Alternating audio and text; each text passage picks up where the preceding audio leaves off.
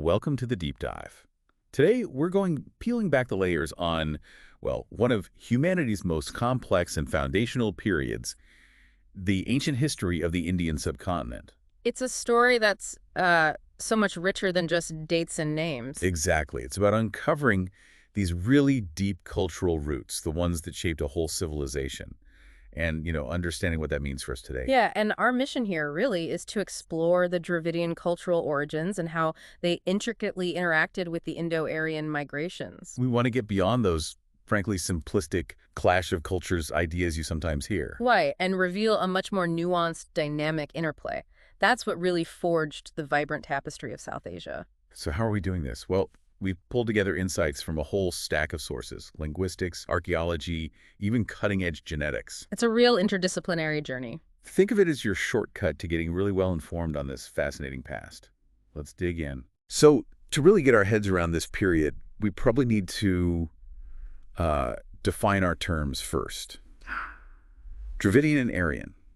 What are we actually talking about here? Good place to start. Fundamentally, they're distinct ethno-linguistic groups whose paths crossed in ancient South Asia. Ethno-linguistics, language and cultural identity tied together. Exactly. Dravidian, for instance, is one of the world's major language families. Now, today, you find them predominantly in South India. Think Tamil, Kannada, Malayalam, Telugu, Tulu. The languages most people associate with the South. Yeah. Right.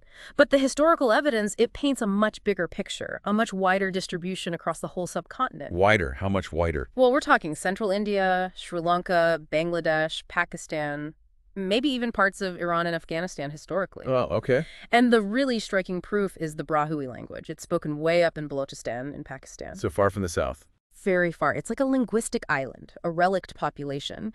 And it's powerful evidence for this much broader historical spread of Dravidian languages, way further north than you might think. That's incredible. A living echo, like you said. Yeah. Okay, so what about Indo-Aryan? Indo-Aryan languages are a subgroup, a branch of the much larger Indo-European family. Which includes English, Spanish, Russian? Lots of languages. Loads of them, yeah. And Indo-Aryan languages are now dominant in North India, Pakistan, Bangladesh, Nepal, and so on. The term Aryan itself, it derives from the Sanskrit word Arya, Arya. meaning noble or honorable. So it refers to these specific Indo-European speaking groups who, according to the prevailing theories, migrated into the subcontinent. Okay, so two distinct groups. And, for a long, long time, the story told about how they interacted was, well, pretty specific. And rigid. Oh, absolutely. And what's really fascinating and kind of central to our discussion is how dramatically the historical debate itself has evolved. Tell us about that. What was the old story? Well, for much of the 19th and early 20th centuries, the dominant narrative was the Aryan Invasion Theory, or AIT. Right, I've heard of that one. It was this idea really rooted in colonial era thinking that proposed a violent conquest around 1500 BCE, supposedly. A military takeover? Yeah, Sanskrit-speaking Aryans sweeping in, militarily overwhelming the indigenous populations who are often presumed to be Dravidian speakers, imposing their language, their religion, a rigid caste system. And often, didn't it carry connotations of racial superiority? It often did, unfortunately, depicting Dravidians as somehow inferior. And as you hinted, this theory wasn't just academic. No, it often served socio-political agendas.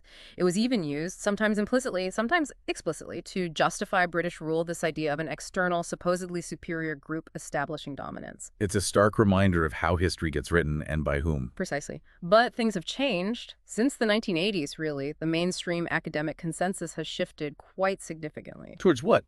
Towards what's generally called the Indo-Aryan Migration Theory, or AMT. Migration, not invasion. Key difference. This understanding points to a more gradual diffusion. People, languages, cultural practices spreading after 2000 BCE. It emphasizes things like acculturation, language shift. How would that work without a conquest? Through mechanisms like patron-client systems, for example, where local elites might align with newcomers for prestige or power. Intermarriage, cultural borrowing, a slower, more complex process. Okay, that makes sense. But wait, isn't there another theory, one that goes in the complete opposite direction? Ah, yes, the Out of India theory, or OIT. You do hear this quite a bit, especially in certain circles. What's the core idea there? This perspective, and it's primarily championed by proponents of what's called indigenous Aryanism, argues that the Aryans, the Indo-European speakers, are actually indigenous to India. So they didn't migrate in. No, the idea is that Indo-European languages originated in India and then spread outwards. It completely flips the migration model. And this view often connects to... It's often tied to national pride, an assertion of a purely homegrown Indian civilization, if you will. And it tends to dismiss or reinterpret evidence suggesting external origins. So we have these quite different, sometimes conflicting narratives. As we dive deeper today, what should we keep in mind about this whole debate? I think the key is recognizing the complex interplay between, academic inquiry based on evidence and deeply felt issues of cultural identity. Our approach here is to focus on the most robust, interdisciplinary evidence, drawing from all these fields that has shaped the current scholarly consensus. Right, letting the combined evidence guide us. Okay, let's pivot to the Dravidian side of the story. What's really compelling is this strong connection people draw between Dravidian culture and the Indus Valley Civilization, the IVC. It is compelling, and it's a widely accepted link in academia. The IVC flourished from about, say, 2600 down to maybe 1700 BCE, a truly remarkable civilization. And how might Dravidian speakers be connected to it? What are the theories? Well, a very prominent one is the Elamo-Dravidian hypothesis. Elamo-Dravidian. Okay, break that down. It suggests a deep connection stretching way back, possibly to southwest Iran, to ancient Elam. The idea is that Proto-Elamite speakers, maybe migrants from the Zagros Mountains, moved eastward over time. Eastward into the Indus Valley. Exactly. And there, they likely intermixed with indigenous hunter-gatherer populations already present in South Asia. And this blend, this fusion, is seen as a key factor in the rise of the Harappan civilization, the IVC. So a mix of incoming farmers-pastoralists from the west and local hunter-gatherers. That's the picture emerging, yeah. And there's even this fascinating linguistic angle. Some scholars think Proto-Elamite scripts might have influenced the development of the still undeciphered Harappan script. Wow, so this isn't just a local story. It's potentially about ancient connections across huge distances. What was the IVC itself like? What made it so remarkable? Oh, it was incredibly advanced, truly urban. We're talking large planned cities like Mohenjo-Daro and Harappa. Planned cities? Yeah. Like with grids? Yes. Grid layouts, elaborate architecture using standardized fired bricks, which is a big deal, and highly developed sanitation, sewage, and water supply systems that were, frankly, unparalleled for their time. That sounds incredibly sophisticated. Standardized bricks, weights, measures. Exactly. Standardized weights and measures across a vast area, which indicates a high degree of organization, trade, and perhaps administration. It really does challenge those old stereotypes of ancient societies, doesn't it? What about their social structure? Was it like Egypt or Mesopotamia with kings and pharaohs? That's where it gets really interesting and quite different. The archaeological evidence, it strongly suggests a more egalitarian setup. Egalitarian? In what way? Well, notably lacking the kind of rigid social hierarchy we see later, like the caste system. There's no clear sign of the later Aryan influence in the core IVC period. Governance might have been through something like clan rule, more decentralized, rather than a single powerful king or ruling class. And no massive palaces either. No clear monumental palaces like you see elsewhere, and perhaps surprisingly no obvious grand temples either. Really? Where did religious activities happen then? It's thought they might have been more communal or perhaps happened within homes or in open-air settings. Early interpretations back in the day suggested maybe a great male god or a mother goddess based on certain figurines. I've seen pictures of those figurines. Right, but modern scholarship is often more cautious. Some reevaluate those mother goddess figures as maybe just dolls or toys, or what were once called lingams might just be architectural pieces or gaming stones. It's debated. So less certainty there now. A bit less certainty on specific deities. However, the Great Bath at Mohenjo-Daro, this large, watertight structure that is widely accepted as a site for ritual purification. Ritual bathing. Yes, a practice that definitely resonates with later Hindu traditions. It suggests continuity in some ritual ideas, even if the specifics are debated. So a sophisticated, possibly egalitarian urban society with unique ritual practices and the genetics. You mentioned they tie back to modern populations. They do, quite powerfully. Ancient DNA extracted from IVC skeletal remains tells a fascinating story. What does it show? It shows their genetic makeup was primarily composed of ancestry related to ancient Iranian hunter-gatherers, farmers, maybe some from West Siberia mixed in there too, blended with a significant amount of ancestry from native Southeast Asian hunter-gatherers. The mix you mentioned earlier. Exactly. And that genetic signature provides really strong support for that Elamo-Dravidian hypothesis, linking people from the West coming in and mixing. And crucially, modern Dravidian speakers show a very similar core genetic composition. So a direct link. The clear link, yes. Though modern Dravidians also often have a smaller proportion of what's called Western steppe herder ancestry, hinting at later admixture, which we'll get to. Okay, so we have this thriving, complex, Dravidian-linked civilization in the Indus Valley, and then the scene changes. Indo-Aryans arrive. Let's trace their journey. Right. The next major chapter, the Indo-Aryans are understood as a group that diverged from a broader Indo-Iranian population. Indo-Iranian. Yes. So related to Iranians as well. Yes, a shared linguistic and cultural ancestry. This split likely happens somewhere between, say, 2000 and 1600 BCE.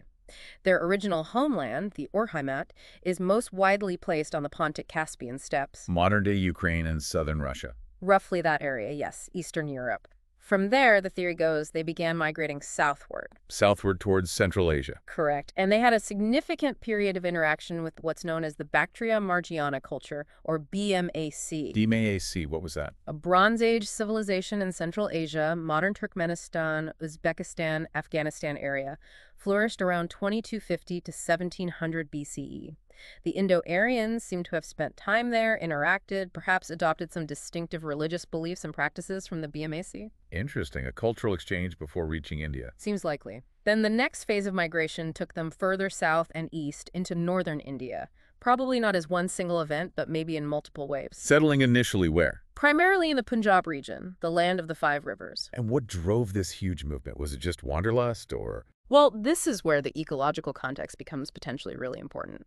There's strong evidence for widespread aridization, climate drying across Eurasia during the second millennium BCE. Serious drought. Serious water shortages, yeah. This environmental stress seems to have contributed to the decline or collapse of many urban cultures across the region, including potentially the late Harappan phase of the IVC. Ah, so climate change could have been a major push factor. It's seen as a likely major catalyst for these migrations. It reframes it, doesn't it? Not just about conquest or expansion, but potentially a response to severe environmental pressure. Survival. That adds a whole different layer. What about the languages? Does linguistics support this journey? It provides very strong support for the migration theory, yes. Historical comparative linguistics allows scholars to reconstruct Proto-Indo-European, the ancestor language. The language spoken on the steppes. That's the hypothesis, often linked to the Yamnaya culture there. By tracing systematic sound shifts and shared vocabulary between daughter languages from Sanskrit and Persian to Greek and Latin and English linguists can trace the relationships and the likely direction of spread. And those connections point away from an Indian origin towards the steppes and a migratory path. So the language family tree points outwards from the steppes, not India. That's the predominant linguistic view, yes. Okay. And genetics. You mentioned steppe ancestry showing up later. Does that confirm the migration? It provides really compelling corroborating evidence.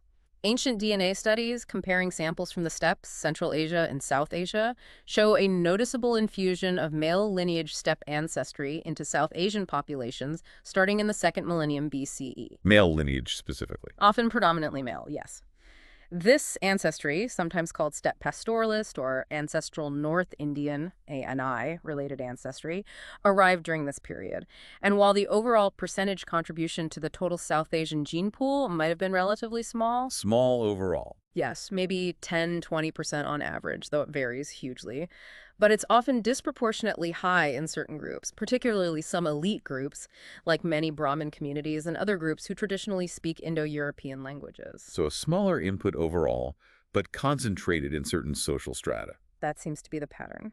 And a specific paternal haplogroup, R1a, especially its Z93 subclade, is considered a key genetic marker associated with this movement from the steppe region. So we can literally track a genetic signature associated with this migration, but you stress it wasn't a massive population replacement. Exactly. The relatively small overall genetic contribution is a key reason why the scholarly consensus shifted away from invasion. Right, from AIT to AMT. From invasion to migration and acculturation. The archaeology, or lack thereof, also supports this. As we mentioned, there's no widespread destruction layer in IBC cities coinciding with this period. No caches of Aryan weapons, no strong military themes on seals from that time. So those earlier ideas like Mortimer Wheeler's massacre at Mohenjo-Daro. Those have been thoroughly reevaluated and largely rejected by archaeologists today. The evidence just doesn't support large-scale warfare as the primary mechanism. Okay, so if it was an invasion, how did Indo-Aryan culture and languages become so influential, especially in the north? How did this slow diffusion work? It's thought to involve smaller groups, perhaps mobile pastoralists initially. They brought with them certain advantages, maybe a different social system, new religious ideas, and crucially, after about 2000 BCE, the light spoked wheel war chariot. Ah, the chariot. That would have been a game changer. Significant military and prestige technology, yes. But dominance likely spread through more subtle means too. Patron-client relationships, where local chiefs or groups might adopt the language and customs of the newcomers for status or advantage. Integration, assimilation. And matrimonial alliances. Local elites perhaps marrying into these groups, facilitating cultural and linguistic shifts over generations. It's about influence, integration, and adoption, not just force. It sounds incredibly complex. Yeah. A real dynamic interaction, not a simple replacement. Was there a time when these cultures clearly existed side by side? Is there archaeological proof of overlap? Oh, absolutely. Remember, the Indo-Aryan migrations start after 2000 BCE, which is precisely when the IVC is in its late Harappan phase, a period of transformation and deurbanization, roughly 1900 to 1300 BCE. So they arrived as the IBC was changing. Exactly. And we find archaeological sites that show this overlap quite clearly. Places like Bhagwanpura in Haryana or Alamgirpur near Delhi. What do they show? They show layers containing later Harappan and pottery styles directly alongside, or mixed with the characteristic painted grayware, or PGW. PGW being associated with. Associated with early Iron Age Indo-Aryan cultures in the Ganges Plains. So you see the material cultures coexisting and influencing each other at the same sites. That's tangible evidence of interaction. It is. And there's continuity in some pottery styles, links drawn to the cemetery age culture, which followed the Harappan in parts of Punjab. It all points towards cultural adoption and integration, not a complete break or replacement. Okay, so interaction, integration. But was there any conflict? The Rig Veda talks about battles, doesn't it? It does. The Rig Veda, the earliest Vedic text, contains hymns describing conflicts. The most famous is perhaps the Dasharanya, the Battle of the Ten Kings. So there was fighting. Yes, but these are generally interpreted now not as evidence of a massive Aryan conquest of the IVC, but more as localized conflicts, maybe between different Indo-Aryan tribes or between Indo-Aryans and indigenous groups, likely fighting over resources like land and water. So friction, struggles for dominance, but not the systematic destruction implied by the old invasion theory. Exactly. Some level of conflict seems certain, but it wasn't the defining feature of the interaction across the board, and it doesn't seem to have involved destroying the existing civilization wholesale. This still leaves that intriguing question. If the Indo-Aryans were perhaps smaller in number initially, how did their language and social structures become so dominant, especially in North India? It points towards an asymmetrical power dynamic, even without outright conquest. Their success in propagating their language, Vedic Sanskrit, and elements of their social structure, like the early Varna system. The four classes: Brahmins, Kshatriyas, Vaishyas, Shudras. Yes, that system, even in its early, more fluid form, seems to have gained traction, especially among elite groups. It suggests cultural dominance can be achieved through means other than just numbers or military force. Like strategic social integration. Strategic social integration, adoption by local elites who saw advantages in the new system, maybe the prestige associated with Vedic rituals, the military edge of chariots. It's likely a combination of factors that allowed their cultural package to spread effectively. Okay. So as Indo-Aryan influence spread in the north, what happened to the Dravidian-speaking populations who were likely widespread before? Did they just vanish from the north? Not vanish, no. But there was definitely a shift. Remember, before these migrations, Dravidian speakers were likely present across a much larger area, including the northwest where the IDC thrived. Right. Following the IVC's decline and the gradual establishment of the new Indo-Aryan-dominated sociolinguistic order in the Gangetic Plains, there seems to have been a gradual movement. Dravidian-speaking populations appear to have spread further eastward and predominantly southward across the Indian peninsula. Pushed south, perhaps? Yeah. or migrating away from the changing north. It was likely complex, partly maybe a consequence of the new social structures, perhaps seeking new opportunities elsewhere. Some indigenous groups, those who stayed in the north and didn't adopt Indo-Aryan languages, might have been integrated into the lower strata of the emerging Varna system. As Shudras, or Dasyoses, terms sometimes used in Vedic texts for outsiders or subjugated peoples. That's one interpretation, yes, that some existing groups were incorporated at the bottom of the new hierarchy. And this historical distribution is reflected today. While the vast majority of Dravidian speakers are in South India, You still have Brahui in Pakistan. exactly, Brahui in Pakistan, maybe Kuruk speakers in parts of Bangladesh or even Afghanistan. These are like linguistic fossils, reflecting that older, much wider spread before the major southward and eastward shift. A fascinating geographical story unfolding over centuries. What about material culture? Did these groups trade much? Did they borrow technologies? Well, the IVC itself had extensive trade networks. We know they traded things like sesame oil and carnelian beads as far as Mesopotamia. Right. Direct, substantial trade between the urban IVC and the early Indo-Aryans, who were initially more pastoral and mobile, is less clear archaeologically.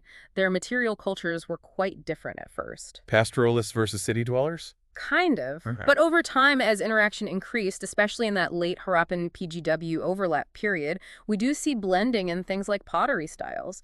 That suggests a gradual exchange of traditions and likely technologies as well.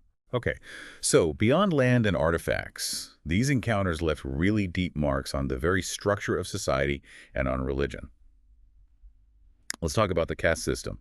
Its origins are so debated, but clearly tied into this period. It's arguably one of the most profound and enduring impacts, yes, and understanding its evolution is key.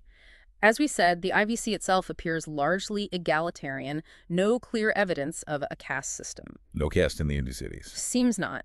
Then, in the early Vedic period, say 1750 down to 1000 BCE, the society described in the early Rig Veda is clan-based. It seems initially relatively egalitarian, too, with a Varna system that was probably more fluid, Flew to how? based more on a person's occupation, skills, aptitude, rather than strictly on birth. It wasn't the rigid hierarchy it later became. But that fluidity, it didn't last. This is where it gets really complex, right? Exactly. Over time, particularly during the later Vedic period, roughly 1000 to 500 BCE, and then solidifying afterwards, that Varna system lost its fluidity.